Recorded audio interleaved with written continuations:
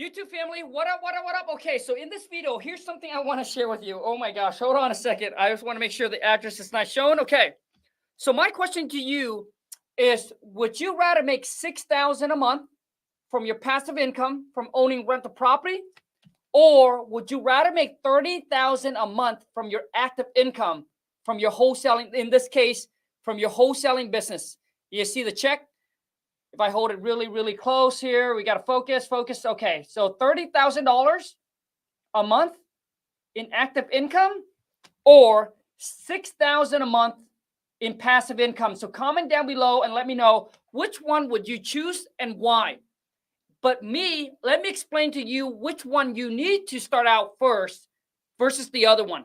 So first off, the passive income game, you got to understand, it's a long-term game. You're talking about 10, 20, 30-year game plan. So I didn't get this check right here. So this came from one of my 6 units. So I own about 16 rentals. This came from one of my rentals. That's the 6 units. But it took me many, many years to actually pay down the debt. All right. So that way and then the rent increased over time. That's why I'm able to get checks like this. So this actually is net to me after all the mortgage, all the expense is being paid. But here's something I want you guys to understand about the whole passive income game. Is that even though I'm getting this $6,000 check every single month, okay? I'm getting a $6,000 check from my passive income from my rental property. I have property manager that manage all of my property. So in a year, if we take 6,000 times 12, that's $72,000 a year from my passive income just from one of my rental. Sounds good? But check this out. If one of the units goes vacant and I got to go in there and do what's called a turnover, this $6,000 a month is not even enough to cover for one of the units. Typically for us, when we do a turnover, because of the cost of living, because of all the expense, it's going to range us between $10,000 to $15,000 to do the turnover. So every single time when we have a renter that moves out, that's how much it's going to cost us. And and also too is that in the middle of renting the units. Okay, so you got to understand, so there's 6 units in this apartment. So there's 6 units in this building. And every single time when we do a turnover, it's going to cost us $10,000 to $15,000. So that $6,000 that you think that you're going to get could be wiped out just like that. Now, this is okay, right? If you're okay making $6,000 every single month, and you're happy staying at the J O the B, because this $6,000 a month here, my friend, and you're still working at the J O the B, this $6,000 a month right here, it's not gonna be enough to get you to escape the J O the B. And I just explained to you why. Because if a renter moves out, and it's going to cost you $10,000 to $15,000 to rehab one of the units, that $6,000 that you thought in the passive income game, poof, gone. This is something that new investors don't understand and they don't plan for. So when they actually go buy a rental property and when they have to do what's called maintenance or rehab or repair costs on the property, because things happen, they get stressed out, they get overwhelmed, because they don't know where they're going to get the $10,000 to $15,000 when they're just working at a JOB, making $50,000 a year. So $50K divided by 12, they're making $4,000 a month. So you're making between $4,000 to $5K a month, and you got to cough up $10,000 to $15K. Where are you going to get that money? So for me, it's always better working on your active income. So for those of you, if you like accumulating rental property, what you need to do first, my friend, is you need to focus on getting checks like this first. Let me zoom it in. There you go. Imagine getting paid $30,000 every single month, getting a check for $30K every single month from your business. For some reason, is my comment working? The chat is not working. Is anybody chatting, putting in any comment? Because I don't see it on my screen at all. So I don't know if it's just me or there's something wrong with YouTube. But a lot of you, what you need to do is you need to get your mindset away from the whole passive buying rental property until in my opinion, you can get your active income up to the point where you're making 20, 30, 50, 100,000 a month first. So yesterday I got a question. It's actually on my Instagram here. So I don't have the question right in front of me here, but so someone DM'd me and said, hey, Khang, I'm with my, I'm about to get married. We're looking to buy our first house. We have about $5,000 saved up. We're looking to buy our first house, in 2024. But I also want to get started in wholesaling. So his question is, what should he do? So you see, a lot of you, dude, if you only have $5,000 saved up and you want to go and buy a house, to me, you already cannot afford it. You're not in a financial position to go buy a house. I don't understand some of you that go to school, go to college, but like you guys are not good with your money. You're not good with your number. You're not good with your finance. You're not financially literate. If you only got $5,000 saved up, and he mentioned that him and his wife have been working for a while now, and they just accumulate $5,000, and their planning is to go buy a house in 2024. You already can't afford it, my friend. Like, what are you thinking? So what you need to think is you need to shift your mind and say, hey, how can I now take this $5,000 that I got and start a business, start something on the side where I can turn this $5K into $50K a month? Dude, and the only way to do that is to invest in your self-education. Go learn a high-income skills. The only way to do it is to build a business. I don't know why I drew a house, but the only way to turn that $5,000 into $50,000 a month, my friend, is to build a business. It's the only way. Why would you want, like, you already can't afford the house. So a lot of you thinking the traditional way, go to school, graduated, go to college. Now you're getting a bunch of college debt. All right. After that, work at the JO, the beef, climbing the corporate America, then buy a house, work hard, pay off the house, pay off the car, so that way you're debt free, and then retire when you're 65. Come on, man. Shit. This right here is so cool. When I got that message, like, you guys have been so corrupted, so brainwashed by the school systems, like you don't even know what's the right move. So let me, like, some of you already know you cannot afford it. I don't know why you have, here is when I know that you can actually afford to buy a house. So you need to do is you need to continue renting, continue living where you're living right now. Because it seems like you can afford your existing lifestyle. So I continue renting. Take the $5K that you guys have been saved up, right? Folks, figure out what business you want to start and take that $5,000 and invest into building that business. And then I also got a DM on Instagram and say, Khang, I've been saving up really hard, this $5,000, man. I'm afraid to lose it. Listen to me, my friend. Scare money don't make you any money. You're afraid to lose this $5,000 is because you don't believe in yourself. Right? You don't believe in yourself and you don't have faith, my friend. You're too scared.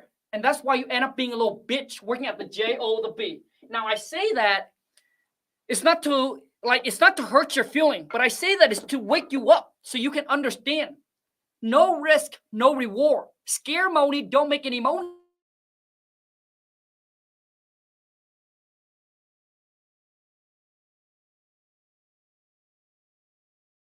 $5 million.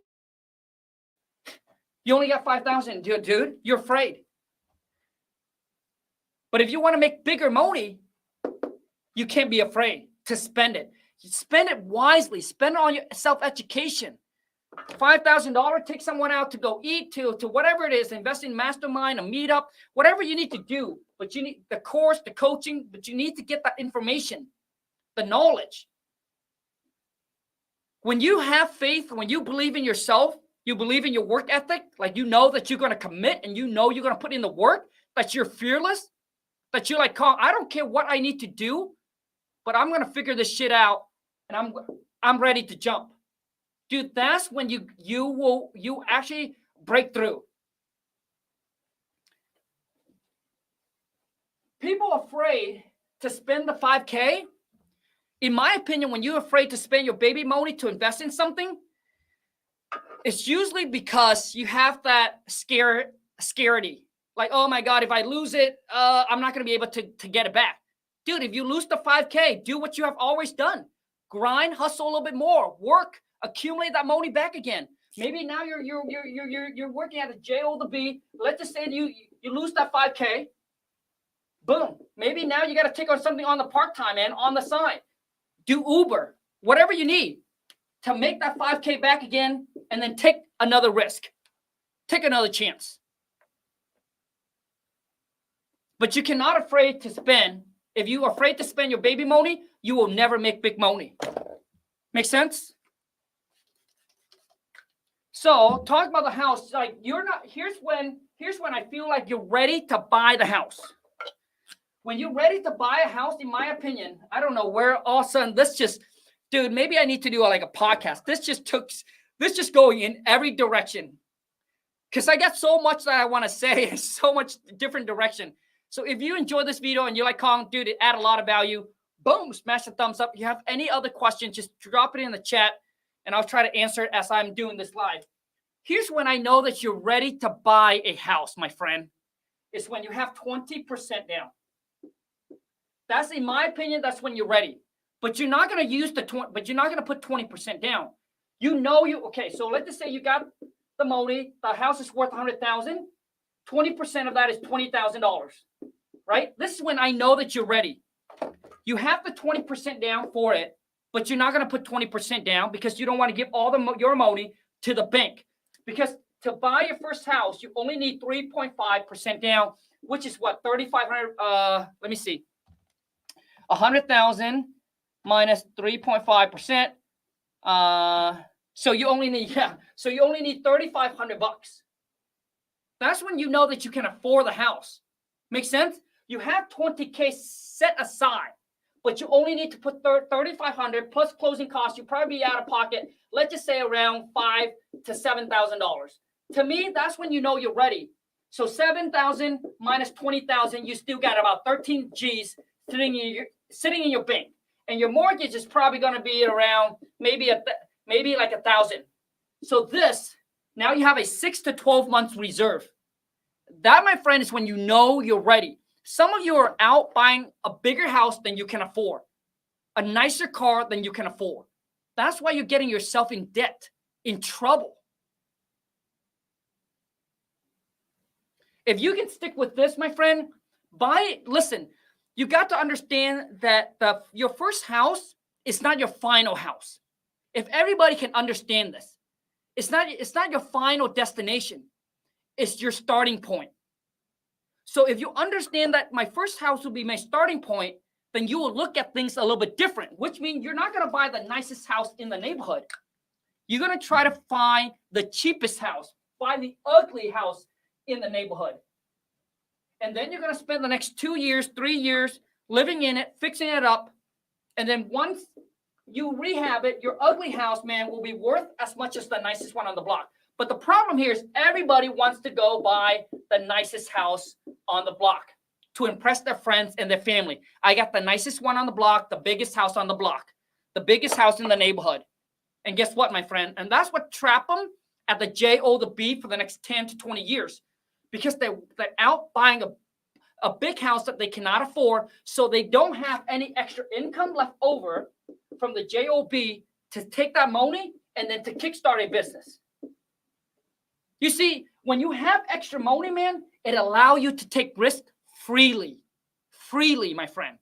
Which means if you have 10K and you go and you lose, let's just say 5K, you would not be as scared. Because you know that you have to still have 5K. Make sense? So having money set aside for opportunities, investment, to take risks, to start a business that you want to do, dude, it's going to help a lot. But a lot of you is making 100K and then you end up having none. Just like a video that I just did. Him and his wife makes $330,000 a year net, and they only had 10K saved up. Come on, man. Shit. When I was making $8.50 an hour, I was working full-time. Lon was also making $8.50 an hour. This is 20 years ago. I'm 39, so when I was 19 or whatever, right? Lon was working part-time. Within a year and a half, Lon and I was able to save up $15,000. $15,000. How can you tell me that you make $330,000 a year and only save 10K? Come on, man. Shit. To me, these types of people, I call them the wannabe. Which means, dude, they trying to be a bowler when they got no dollar. Making six-figure a year, making 100 or 300,000 a year, but I can guarantee you, most people, hold on a second. Man, all of a sudden this comes, like, I honestly, like, I listen to Dave Ramsey and everything. Sometimes the stuff that he say that I agree, but I would love to just do a one day where I can walk you guys through like how to actually become financially free if you understand and get your finance right.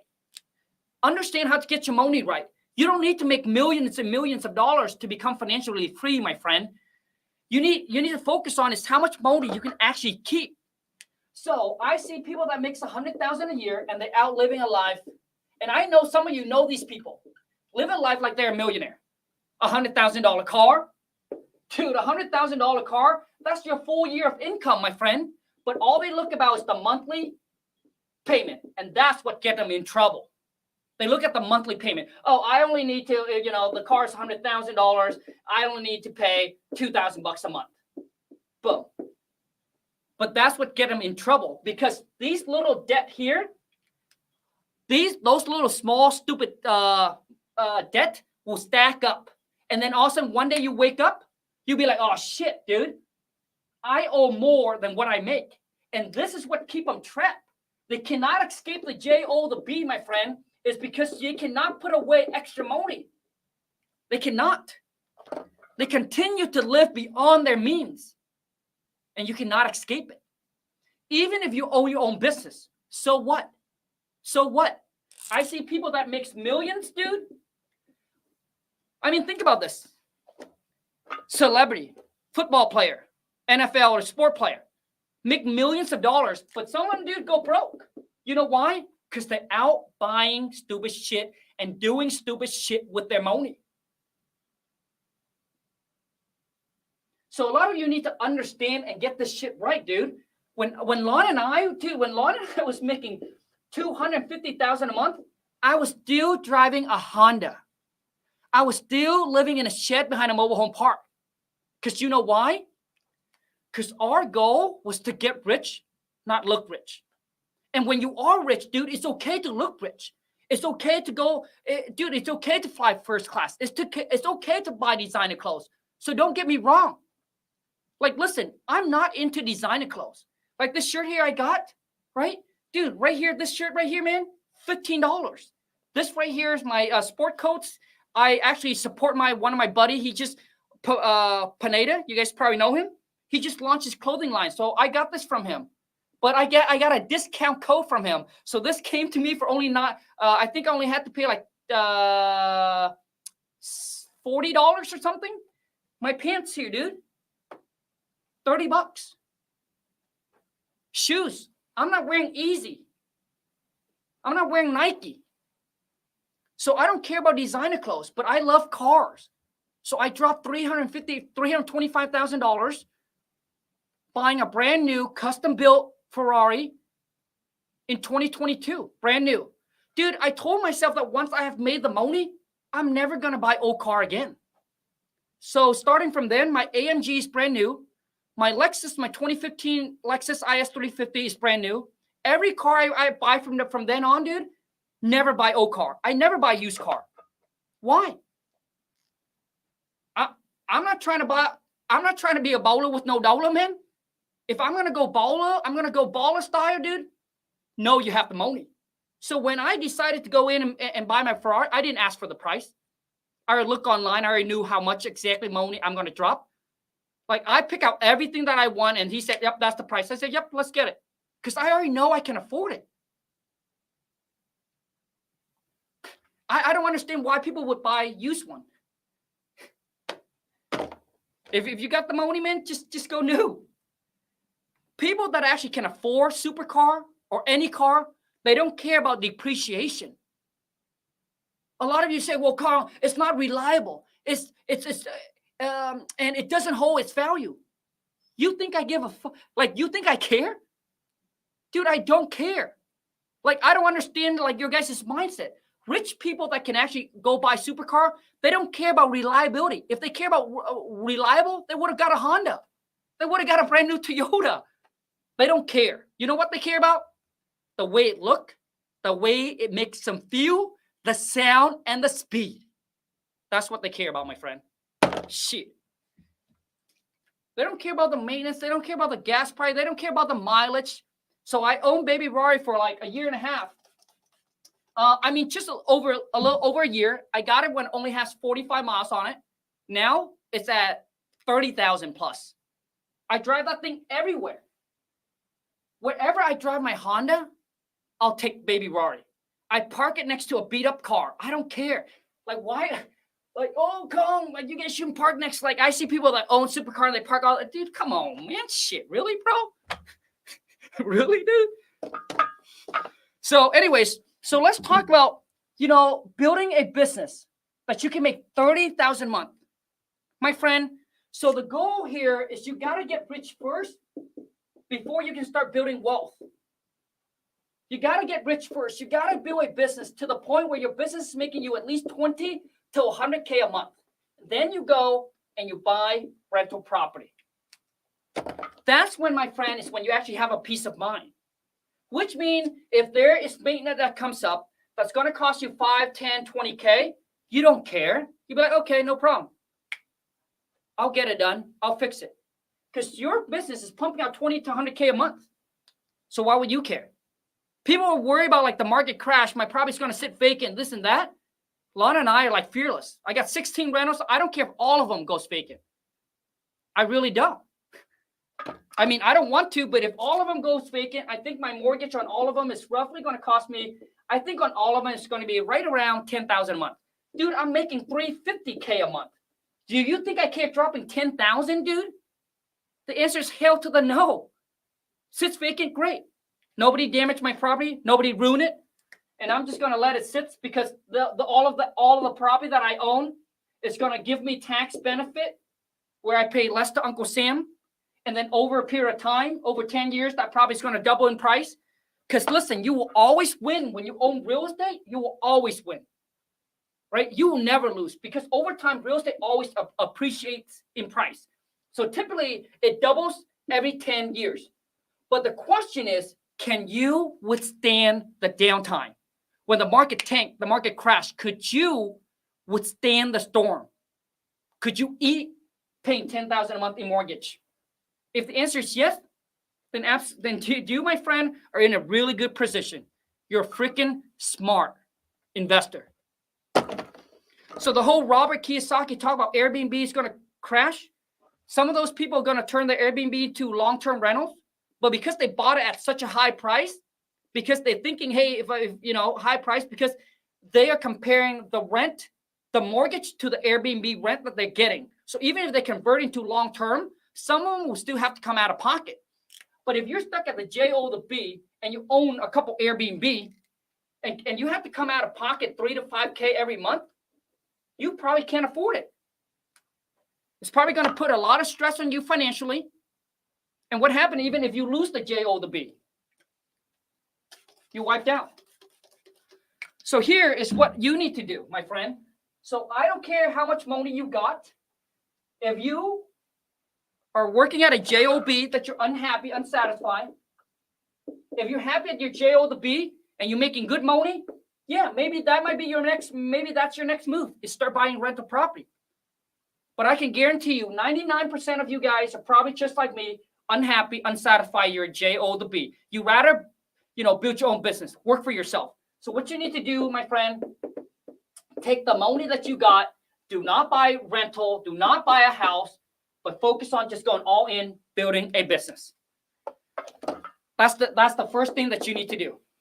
Until your business gets to the point where, once again, it makes 10 to 100,000 a month, that's when you can now go buy the house that you want. Once again, this house here is your stepping stone getting into real estate. So don't buy the nicest one. Okay. So let me take some question, and then we are going to, oh yeah, by the way, and here, here's what I did. Let me share with you guys exactly how I became a millionaire at the age of 32. Some of you probably don't know my story, but here's exactly the move that Lon and I made when we were 18. So I dropped out of high school when I was 17, met my wife at the age of 18, and I moved into a little shed behind a mobile home park. We literally moved into this little shed. We paid Lon's mom like maybe $200 a month. Dead broke. Lon and I got no money. And then I got my J.O. to B, making $8.50 an hour. Then all Lon and I did was save every single dollar. We eat at home, everything. Like everything was trying to like extremely frugal. So within a year and a half, Lon and I saved up about $15K. Then there was an opportunity that came up. So Lon was working at this hair extension kiosk in the mall. For those of you who know, you go to the mall, there's this little kiosk in the mall selling hair extension. So she was working for this guy. He's Korean. And that's where Lon learns a lot of her business, being a leader from that guy. So the guy called us up and said, hey, I want to sell this business over to you.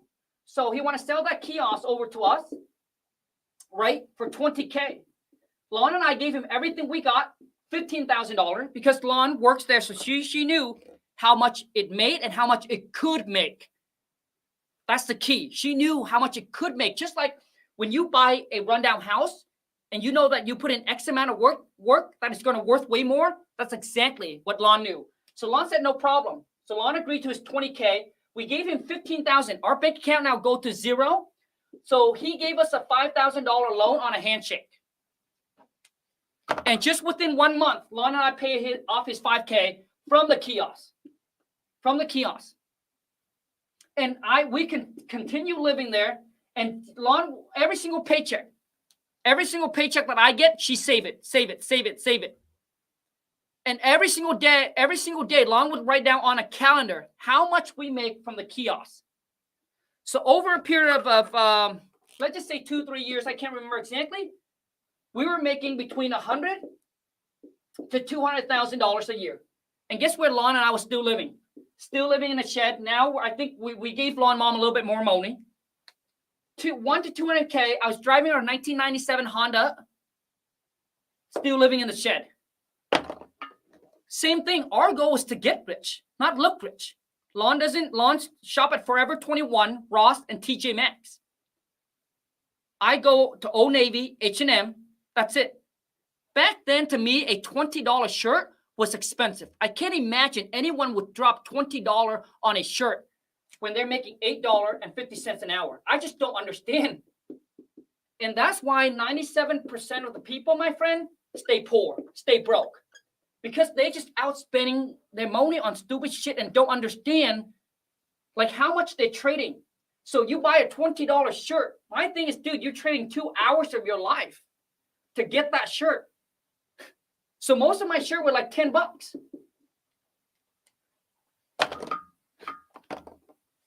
It doesn't matter how much money you make, my friend. So now, after that, so Lon and I bought our first house. I don't think I've ever told my story like this. So at 23, Lon and I bought my first house for $350,000. Lon and I knew nothing about real estate. At 23, we knew nothing about real estate. We knew nothing. Like, we end up paying more for our house than our neighbor that just bought the house. Like, just bought the house a week ago. They paid $340,000. We end up paying $10,000 more because we didn't know how to negotiate. Right? We're like, oh my God, we love it so much. Boom, we bought it. Lon and I put 20% down. After we put 20% down, which is, I think, if I remember correctly, $70K. Guess how much Lon and I still had in the bank? 150K, my friend. So you know what the bank said that we was approved for? 600K. We could have bought a house that's 600,000, but we choose not to. That, my friend, is you got to be smart. Bank always want to loan you the most they can because that's how they make their money. You got to be smart. So we end up buying something that we know, that we like, it's affordable. Even if, so Lon and I, this is how we think. What happened if the business goes out? What happened if Khang, if you lose your JO to B? Could we still sustain? Could we still manage to pay the mortgage for the next 12 months? Lon and I, it's just Lon and I, we didn't want to go big and fancy. And that's what allowed us, my friend, to save even more money. And that's what allowed us to get into real estate at the age of 27. Man, I'm giving you guys the exact blueprint. And if you can do the same thing, you, my friend, can also become financially free. You can also become a millionaire. There is no secret. The secret is discipline, hard work, and commitment, and patience. Too many people want to look rich today and then be poor for the next 50 years. Why? So Lon and I got into real estate at the age of 27, pay $7,000 to a 3 days. And some of you are afraid to spend $1,000. Lon and I pay $7,000 to go to a 3-day seminars to learn about real estate. After that, I also paid, after 6 months, dude, I was stressing out, overwhelmed. I still couldn't close my first deal because I was the type of guy that needs that hands-on mentorship. Like, I can pick up the phone, I can call you, you tell me exactly what to do, I'll go do it. I have no problem of executing, of putting in the work and staying committed. Throughout my life, I've always been a hard worker. I worked since I was 6. When I was 9, when I came to America, every single summer when you were having fun out there doing your kids thing, my parents put me through to work. I was picking blueberries, raspberry, cucumber from 6 in the morning to 6 at night. Could you imagine doing that? And listen, I thank my parents for that, for ingraining that work ethic in me. So when I grew up, I knew everything wasn't going to come easy. Anything I want in life, I have to work hard for it. It's not going to come to me easy, and it's not going to come to me freely. But a lot of you that are born here in America, man, I think you're just, some of you, just too spoiled, entitled, wants everything to come easy. So I ended up, after 6 months, I remember I was lost, confused, I was overwhelmed, I was stressing out because Laura and I were just spending money left and right. Listen, when you start a business, a new venture, you always be spending money. Money on coaching, mentorships, tools, system, knowledge, taking people out. Like Laura and I was just spending money everywhere. And then I was like, after 6 months, Laura and I remember Laura and I would walk around the neighborhood every single day, and I would look up into the sky, and Laura and I would hold her hand, and we would pray. And I would say, God, show me the lights. Show me. Help me close this first deal, and I promise you that if I ever make it to the top, and I remember making this promise, if I were ever to make it to the top, I will share exactly how I did it with everybody else, so they too can go out there and get their money and become financially free. So after 6 months, we went and met and then in Florida is where I met my mentor. So I went to another seminar in Florida and dropped $25,000 on my mentor. And over a course of like a year, I pay him over $100K. A lot of you might say, Khang, that's a lot of money. Well, if you spend $100K one time, and now I'm making $100K every single month, then what is the return? A lot of you keep on stepping over dollars for pennies. You're not willing to spend the money, and you're missing out on the bigger money. You see, my friend, there's only 2 ways to get the information, the knowledge, the stuff that you need. One is you put in the time. You're trading your time for the resource, for whatever it is. Because what happened is that just because you don't want to spend your money, maybe you're going to go and spend the next 6 months trying to figure this out yourself, which is fine. If that's the route you want to go, that's fine. But you got to understand is you're trading your time. And time is what? Time is money. How much does your time's worth? For me, dude, I was just sick and tired. And I asked myself this question. I said, Khang, do you want to see the next 6 months of your life to be like the last? And I said, hell to the no. And that's when I was ready to drop the 25K. Because I said, every single month that goes by, that I don't know how to make 25K a month. I'm losing. So if 6 months go by, 6 times 25, you're losing $150,000 that every month go by that you don't know how to wholesale. Like, do you guys understand my mindset and the concept here? So some of you are afraid to spend the 5K or the 10K, but you are trading. That's what you're losing. Because every single month that you don't figure out how to wholesale, my friend, you're losing $20,000 to $25,000 per month, because that's the average assignment deal that I make. And I think that right now, that's pretty much the standard.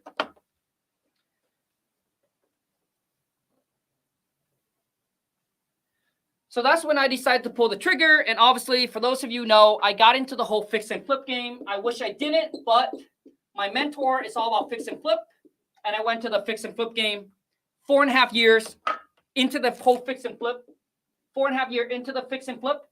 I got $1.5 million tied up. I almost went bankrupt. And let me tell you why I almost went bankrupt. Here's the mistake that I made. One, I was trying to go too fast, too quick. Because I was so new into the game, I was doing everything myself.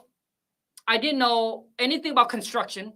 So I was running construction, dealing with contractor, dealing with the city, the permit. Like, I was so fresh, so new, but I was also trying to go too fast, too quick. Instead of just focus on working on one house, I was like, man, I was competing. Another mistake is instead of focus on my own lane, my own journey, I look at other investor in my local area and said, damn, he's doing 3 flip at a time. And I'm here struggling, trying to get one done. So I said, shit, I need more. So instead of focus on getting this one done, getting the profit from this, smell the roses, right? Smell the roses. That's what they said. Smell the roses. Guess what I did? I said, screw it. I said, screw it. I'm going to go out there and I'm going to do 3 flip. And that's what got me in trouble. I over leverage. I got to the point where I just couldn't leverage anymore. And I was burnt out because I was waking up at 5 o'clock in the morning and my day did not end until like 10 p.m. at night. Could you imagine, dude, for 4.5 years? And Lon pulled me aside and she said, Khang, wake up. So Lon pulled me aside and said, Khang, why did we get into real estate? I said, because we want to make a lot of money and for time freedom. But she said, Khang, you're working way more now than ever than the same or even more than before. I said, Lon, you're right. So that's when we take a step back. Because sometime you got yourself so tangled up like a freaking tornado. There's like, you can't even see clearly. Sometime, my friend, you got to take a step back. Just breathe. Sometime taking one step back, dude, will launch you 10, 20 steps forward. But nobody wants to take the step back because when you step back, you're not growing. You feel like you're not growing. You're like not making the money, right? But listen, that's when I discovered wholesaling, and that's what got me out of trouble, my friend. I don't know why also this went on for like almost an hour. And this is like my passion. Like, I'm so passionate when I'm trying to teach and when I'm trying to share. Like, I'm not sharing with you guys something that I've read in the book or something I watched. Like, this is my real life journey, the experience. And that, my friend, you can only get from the real world, from actually going, actually doing it. My whole thing is the people who actually read a book or watch a video and then they go and they teach others to do it, dude, they're bullshit. Bullshit. You've never done it yourself. How can you go and teach somebody? Come on, man. Shit. So that's when I got into wholesaling, because one of my local investors said, Khang, you're so good at finding deals and negotiating with the seller, dude. Why don't you just wholesale? I said, well, tell me a little bit about that. He said, well, once you put the property in the contract, dude, instead of you buying it, right, like you always do, buying it, fixing it, dude, you go to me or find another investor like me that wants to flip it or wants to buy it and keep it as a rental, and then you just sell the contract to us and make a quick, dude, 10 to 20K or 20, whatever it is. I was like, oh, dude, that sounds good, bro. So I was like, shit. I got no choice because I over leveraged. So I said, shit, I'm going to give this thing a try. So I found an expire listing. For those of you who don't know what it, dude, man, like this, like almost like the complete, like there's many pieces in there, like so much details inside of my stories that you guys wouldn't even believe if I share with you. Like, how did you even arrive here? Like when I'm telling you, I'm getting goosebumps because I don't even know how I arrived here. Because I didn't look at the mountain of how high I have to climb. I was just putting her head down and just go. And then one day we look up, we're like, oh shit, Kalon, hell yeah, dude. We're flying first class, got my freaking Rory. Now we're buying we're about to buy our vacant land to build our big dream house on and gonna be living in like a $1 million mansion. Shit. I was like, damn, dude. But once again, I started my journey when I was 18. I'm 39 now. So just imagine how many years that took. But I became a millionaire at 32. So, but still, success, my friend, don't happen overnight. You guys want everything to happen now. You got to delay instant gratification. That's how you win, my friend. Instead of buying the car that you want now, delay it. Delay it because, hey, you want that $60,000 car? Delay it. You know why? Because later on, you'll be buying a $150,000 car. The $60,000 car that you want today, everybody can drive that car. Everybody. A lot of people now rolling around with a $50,000 car. It's not like it's used. Do you want to get to the point where you're driving something? Nobody can drive. Joe, I remember watching this guy. He said, until you bought your car, then you start driving. You're like, oh my God, everybody got one. But before that, you weren't like, it almost seemed like you don't see it often. But when you have it and you're aware of it, now you see, dude, now I still see I'm the only Rari in my town. It's really rare that I see another one, right? That's been like my whole life. I want to get something. I want to achieve something. I want to get something, buy something that majority of people just don't have. To me, dude, that's the game that I want to play. I don't like to fly. I heard about the whole private jet, dude. Dude, it's smaller, so it's very shaky. No, thank you. No, thank you. I'm afraid to fly. But so a lot of you don't know what expire listing is. It's how I got my first deal. So let me explain what expire listing is. Expire listing are people who actually list their property on the market, but with an agent, but for whatever reason, they can't sell the property, so they took it off the market. Dude, I should have gone Instagram Live too. Dude, I got so caught up into this. Okay. So for those of you haven't followed me on Instagram, Thread, Twitter, or anywhere else at Real King Khang, expired listing are where people pretty much couldn't sell their property, so they took it off the market, right? I went after expired listing. So these are people that like, hey, I want to sell my property, but whatever reason, agent didn't do their job right or whatever it is, right? They just couldn't sell the property. That's when I went after them, got this lady, okay, talked to her about 4 times on the phone. We signed the contract at McDonald's. You guys think like, oh, you have to have an office space and have people come in and wear tux and tie and look very professional? No, I was just in jeans and t-shirt. I was very polite. Every single time I see her, I shake her hand, I bow down to her. Like that's kind of my culture, right? When you bow down to someone, it's just giving them that seniority, that respect, the elderly. So I was very nice, very polite. Signed the contract at McDonald's, found my buy in 2 days, and I made $28K. And we closed in 15 days, and I made $28,000. And that right there, my friend, is what changed my life around. I shut down my whole fix and flip operation. I took all the money I made from wholesaling, and I keep on funneling it into my fix and flip to get it done. And then now, all the way to now, I have a team of 7 VA. For those of you who don't know what VA is, they stand for virtual assistant. All of my VA are from the Philippines. And now we're able to do 100K plus. I'm doing about 6 to 7 deals per month. And my average deal is between 20 to 25K. So we're doing about, I usually use the word 6-figure a month. But that's my story, my friend. And if I can do this as a high school dropout, English is my second language. I was born and raised up in a mud hut. I used to catch frogs for dinner. Who else do you follow that was born and raised in a mud hut, that used to catch frogs for dinner? So if I can do it, what is your excuse? Your excuse is that you have too much excuses instead of focus on getting that money. That's your excuse.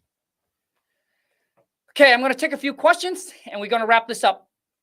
Oh yeah, also too, golly. So my teacher used to tell me, Khang, you need to graduate from high school. Otherwise, you're going to be working at a factory and you're not going to do anything with your life. Guess what, my friend? That's why I decided to put this book on Amazon, right? So for those of you who haven't grabbed my book, The Secret to Wholesaling Real Estate Virtually. All you need is a laptop, a phone, and internet. You can do this from anywhere. If you have Kindle, you can download this for free. This is my comeback to my teacher by telling her, guess what? Even a high school dropout can have a bestseller on Amazon. And here's what I cover in the book. Now, if you want to grab a copy, you have Kindle, you can download it for free. And all I want from you is if you can drop me a review on Amazon, it will mean the world to me. So here's what I cover in the book. And you know how I am, man. Like, I'm a fast eater, and when I walk, fast. When I drive, fast, right? So I don't like slow things. So which means I cut out all the BS. No bullshit, no BS. I just get straight to the point. So I work with a ghostwriter because let's be honest, I can't read, I can't write shit. I'm not going to be able to write this, okay? So I work with a ghostwriter. We jam-packed, I took 12 years of my knowledge experience, over 1,000 YouTube video. We jam-packed it all into this book, 43 pages long, giving you exactly what you need, okay? Number one, chapter 1, how to find motivated seller. Chapter 2, how to virtually wholesale. Chapter 3, how to skip trades. Chapter 4 is how to make offer. Chapter 5 is how do you negotiate. I'll turn you from a zero man into a stone cold closer. Chapter 6, how to find cash buyer. Chapter 7, how to find the title company to close on your deal. Chapter 8, the mindset that you need to actually succeed in this business and any business you want to do. Chapter 9 is how to scale, grow, and escape your wholesaling business. And there's chapter 10, but I'll leave chapter 10 up to you guys. That's pretty much it, you guys. Anyways, I appreciate each and every single one of you guys that are here. I hope my stories not only inspire and motivate you, but to give you the belief and the confidence in yourself that you too, my friend, can go out there and make your goals and your dreams become a reality. As long as you have the work ethic and the determination, you got this. And don't listen to the hater, the naysayer, the non-believer that tells you that you can't. Get rid of those noise, zone them out. Let my story be the living proof that you too, my friend, can do anything when you put your mind to. The only way that you will succeed is when you want success as bad as you want to breathe, my friend. That's the only way that you will succeed. If not, you'll end up being like the 97%, stuck at a J-O-B, grinding away like a little bitch until you're 65. That's just how it is. You only got 2 choices in life, my friend, since the day that you're born. And if nobody tells you this, let me tell you. You really only got 2 choices. And most of us either grew up in a middle class or poor. We're not born in a rich family. You either get rich or be a little bitch. That's it. Which means you either be the boss or you work for a boss. You choose. Your destiny is in your hand. Until next time, you guys, take care. And let's go get this. Moni, oh yeah, by the way, for those of you who's like, Khang, I've watched all your video and all of that. You still need a little bit more help, more training. Go to WTMclass.com. It's a 15-minute video training where I break down exactly and show you how to get started. So all of that is free. Until next time, you guys, take care. And let's go get this. Moni, thank you. Woo.